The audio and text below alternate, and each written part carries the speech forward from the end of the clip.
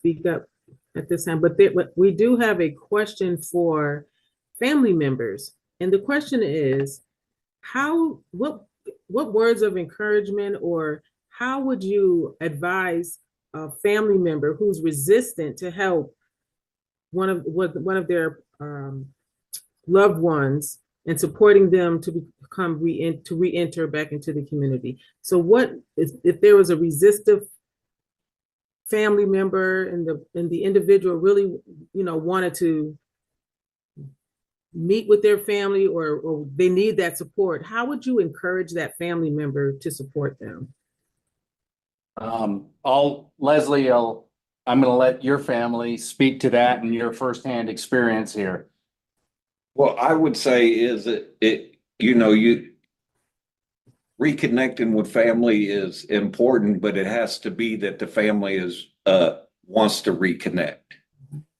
That's important.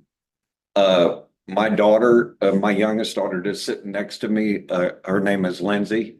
And my oldest daughter, they decided that about 2 years before I got out of prison. My youngest daughter lived in Colorado, and she came home to rebuild a relationship, and we did it through visitation at first, talking things out until I got out, and then them being involved in my life and about everything I do. Being able to see my granddaughter was very important. It just takes it takes healing, it takes learning, but it just takes forgiveness, mainly on their part, because and then I had to find forgiveness in mine, not towards them, but for forgiving myself, because sometimes I feel guilty. I feel guilty for being an absent parent. And then beginning when I got out, that caused me a little bit of an issue, because I wanted to do everything. And that didn't work. I just had to be who I am. And it's helped me rebuild my character. And we have a wonderful relationship today. I don't know what I would do if I didn't have my children in my life, because they hold me accountable every day. Believe me, they are my backbone. Right. Would your family members like to speak to that as well?